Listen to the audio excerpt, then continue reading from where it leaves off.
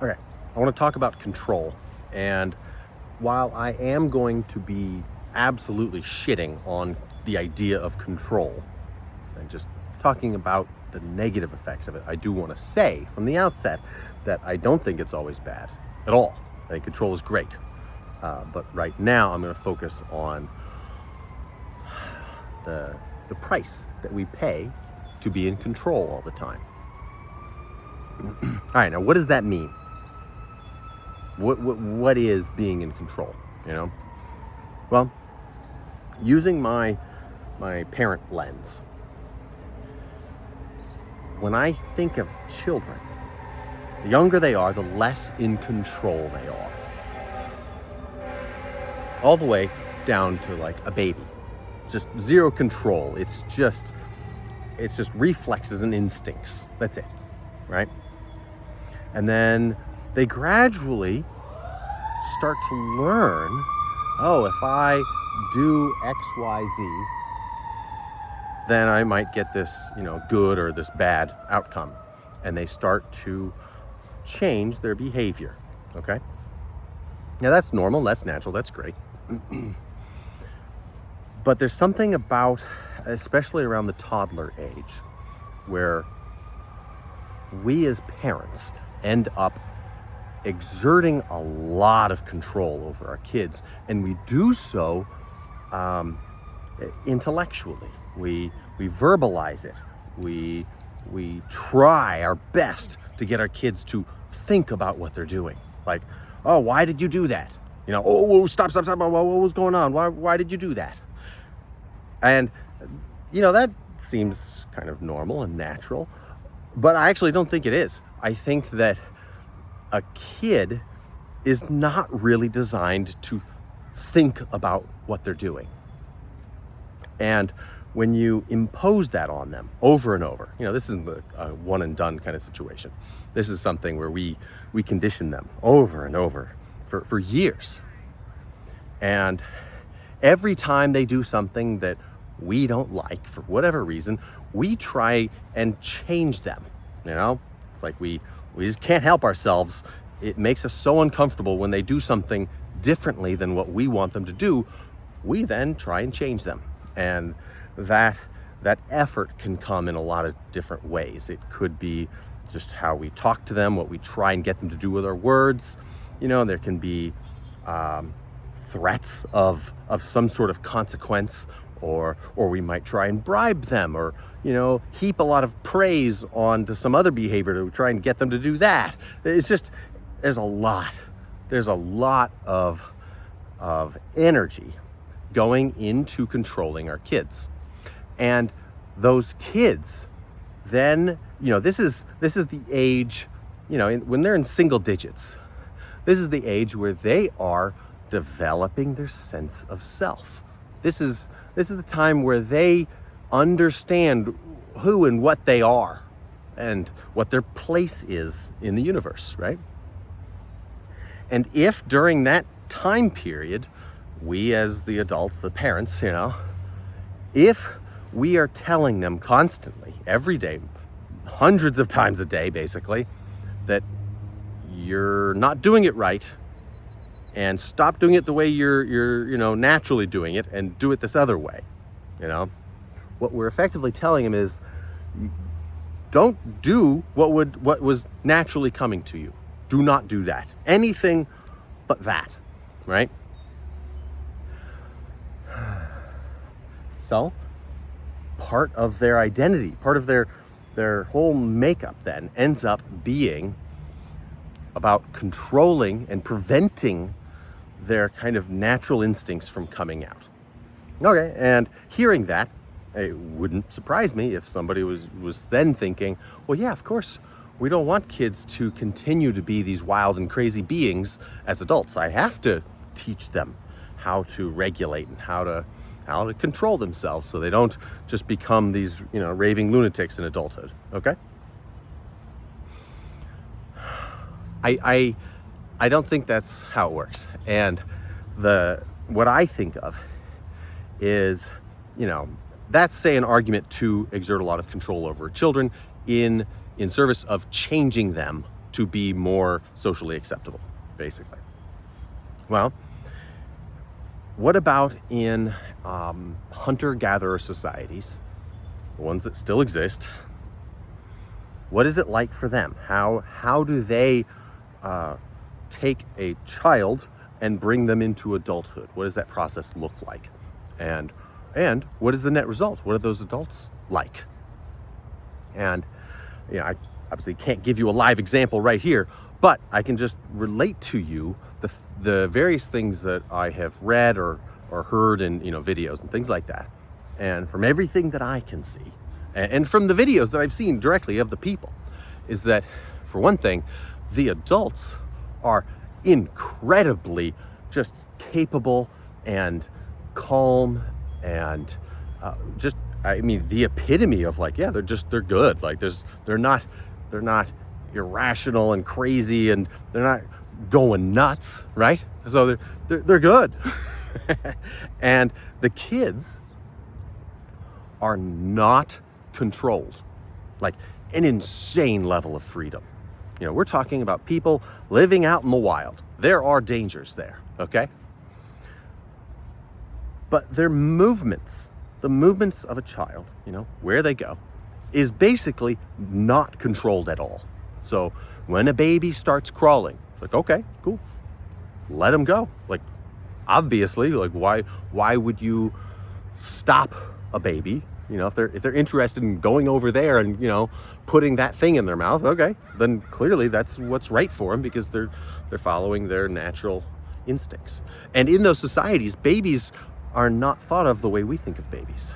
We tend to think of babies as like this, I don't know, kind of a grub that still needs to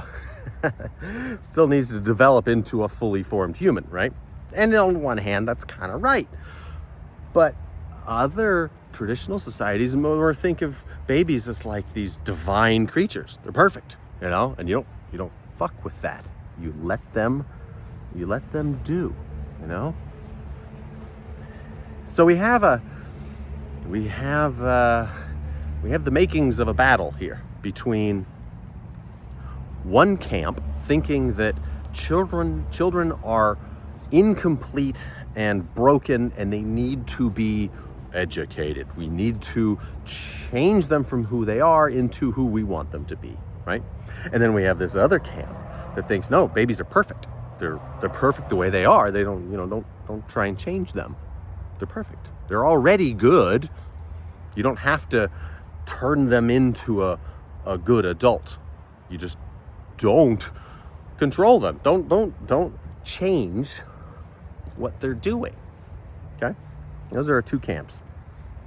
Now, taking the kind of standard Western baby, scary thought in some ways, but taking that standard Western baby, they're going to live through an incredible amount of control.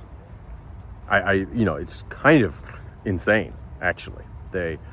When you look around, really observe parents and their kids, especially, very young kids, they're just being controlled constantly. They're told what they can and cannot do constantly. Their behavior is always being corrected.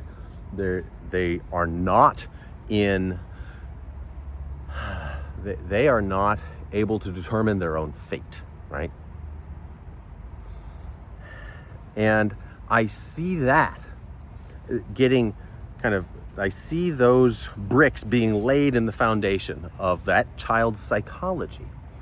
And what that foundation ends up being is a fear about losing control, because parents are afraid of their children losing control, not being in control, right?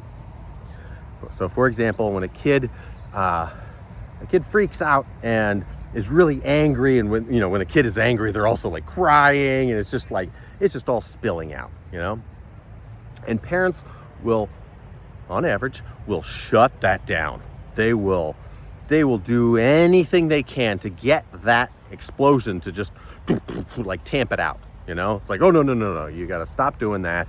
Maybe there'll be shame, maybe there'll be bribes, maybe there'll be anger, whatever, but they'll do whatever they have to do to get that kid stop being this out of control outpouring of emotion. And that'll happen repeatedly over the years, just constantly. And the child just learns that when they go out of control like that, when they just let things out, that's really bad. Like, it must be really bad because my parent can't let me go through with it. It's like, so the message they get is like, oh, if I did go through with it, I wouldn't be able to handle the consequences of that. That's really what it comes down to, because they know instinctually the parent is looking out for them. You know, the parent is there to keep them alive, keep them from doing something actually awful, you know, like it might actually endanger themselves, right? So they take that controlling from the parents and they go, oh, they're doing this because like this is such a big deal. I might not be safe letting all of these feelings out. So they get a very healthy fear of losing their control and pouring out all these feelings. Not to mention all of the other situations where kids feel like they need to have a lot of control. Even just like pouring milk into a cup, something like that, where parents have, drilled into them like, no, it has to be perfect. It has to be my way. And if you make a spill, it's bad, and all this stuff. Kids are just always getting the message that if they don't nail it just the way mommy and daddy want, then that would be a really bad outcome, right? So they take that control into adulthood, and it goes on for so long that those adults are completely out of touch with what they're actually feeling. Like, no clue. Won't know when they are feeling a particular emotion, won't know what the emotion is, won't know why, like what service that emotion is there to provide. They just won't have a clue. And would even be in denial of having the emotion. Like, no, I don't feel mad. When an emotionally intelligent person observes them, be like, yeah, you're clearly mad. Like I can see it. So the fear around losing control, it sticks around. And I know this from my own personal experience of actually really feeling afraid as I approached the threshold of losing control in regards to an emotion. As I approach, it's like a cliff, and it's like, oh man, no, I'm actually afraid of going there. So what? What does that matter? Does it matter if I don't want to cry? Like what's the cost of that? Or if I don't want to be angry, or what if I like being kind of right in the middle all the time? Just kind of, not too intense in any particular emotion. What's the cost there? Well, the way I feel about it now is that the feelings that I have really are kind of everything. It's not just it's not the seasoning. It's the main course. Because we do things so that we can feel a certain way. We want to have a job and make the money and get respect, be valued, because we want to feel like we are doing our part to help out. We want to be a good person that is actually net positive, right? And we want to feel like that actually is truth. And we want to feel connected with other people. We want to feel the joys of this amazing experience. And what I found out is you just can't pick and choose so much which emotions that you want to feel. Like, oh, okay, you want to feel joy or pride or something, and you want to feel good. And you just don't get to have a very complete feeling there if you're not embracing feeling everything. We like to think there are distinct emotions. I think that's kind of part of the problem right there. We think because we put names to them, like sadness and anger and things like that, because we put names on them, we think they are actually discrete things. Like there's a clear boundary, and over here you're happy, over here you're sad. But that's total bullshit. It's not like that at all.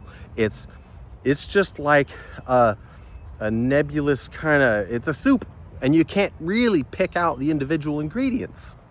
And sometimes there's some chunks of something, but you can't actually say, oh, that emotion was X, and put your boundaries on it. That's bullshit. That's just a human thing where we try and categorize and name things. I also think that comes from childhood, by the way.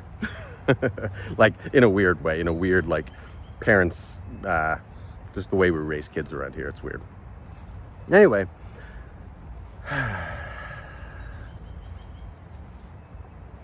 I've just come to the point where I've had the experiences necessary for me to really embrace my feelings, embrace my emotions. And it's so funny that is hard to do. It has been a hell of a journey. And now I'm seeing so much value in this process that I am undergoing now, which is learning how to lose control, learning how to let go. Because it turns out the thing that my body would do if I were not controlling it so completely is actually the thing that is good for me. But we were taught as kids that the thing that our bodies were naturally gonna do was bad for us. That's the key, all right?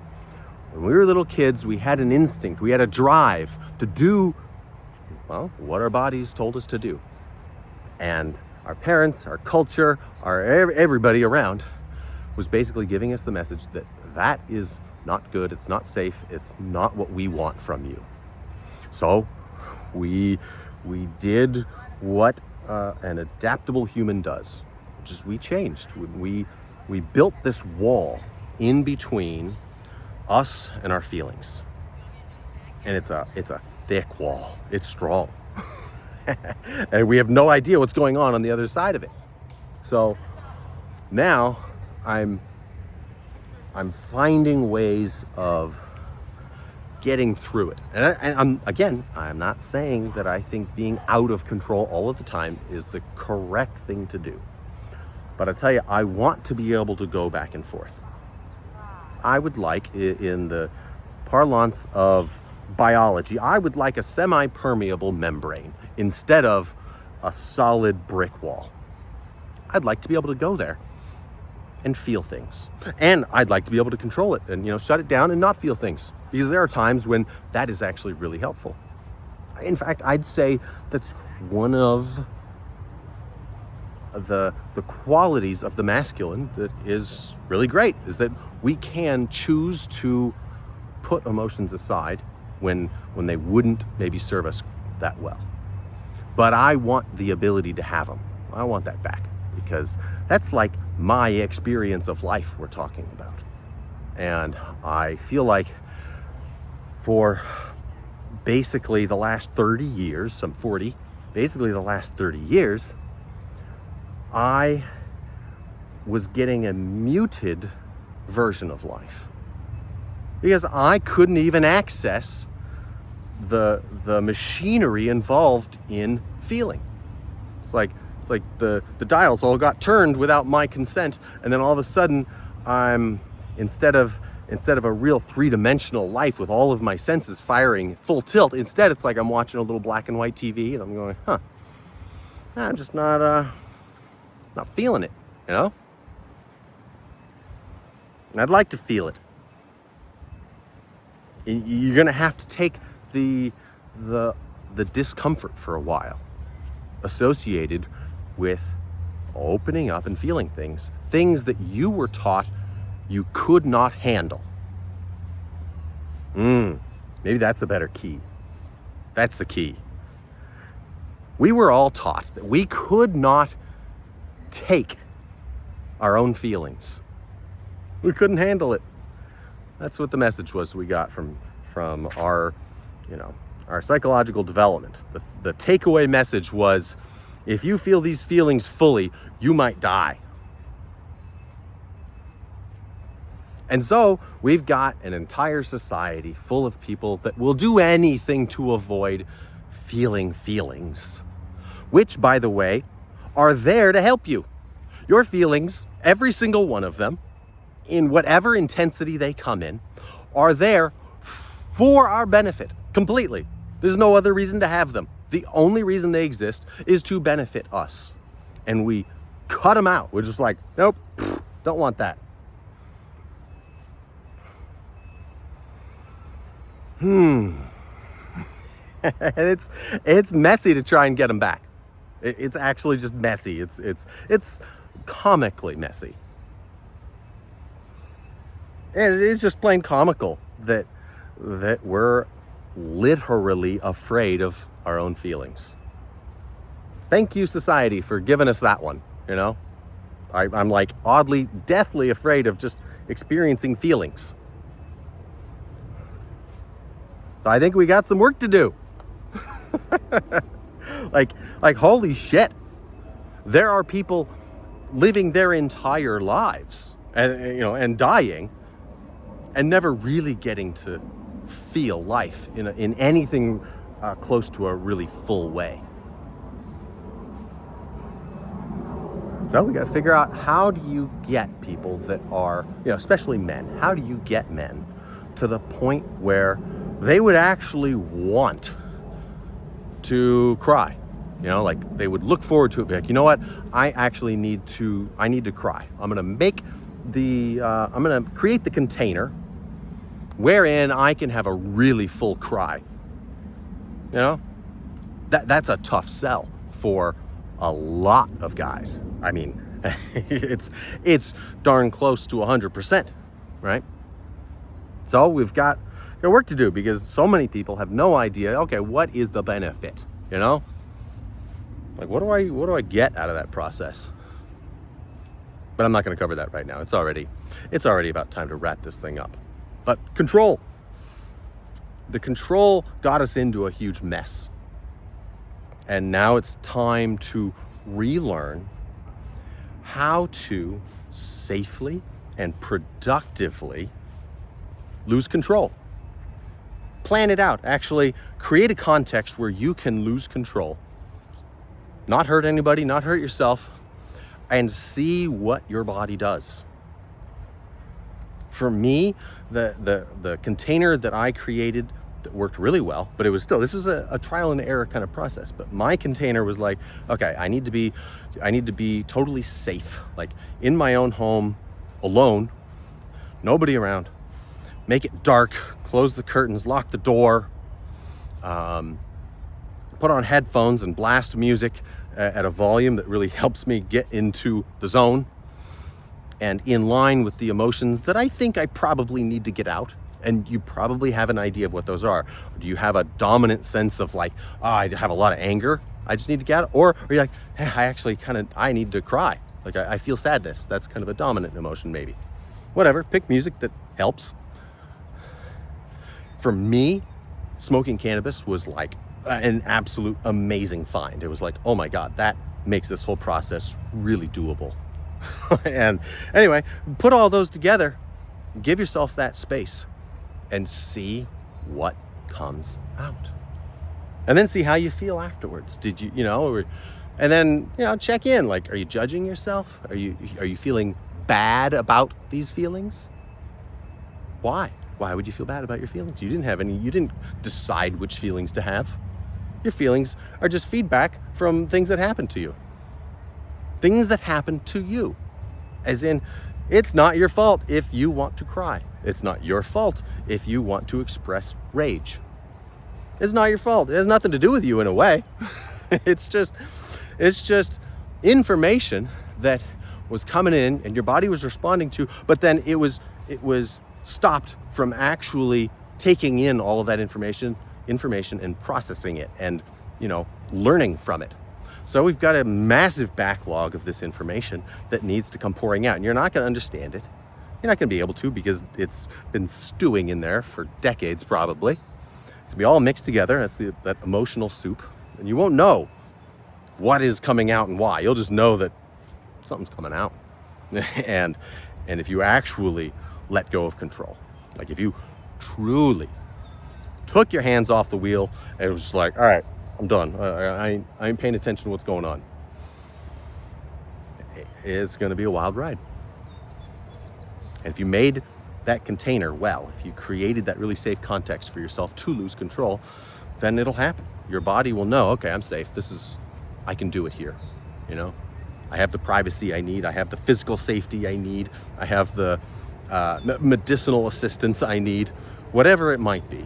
When you actually reach a point where you feel safe, and put on that music and start moving in a way like you can, I don't know, could you move your body in a way that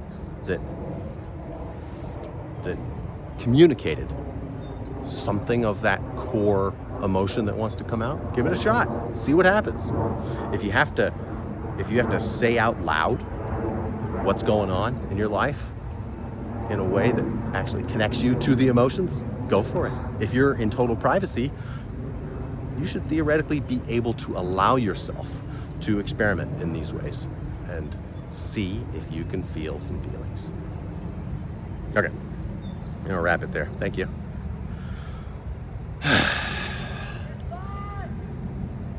I really love the topic though.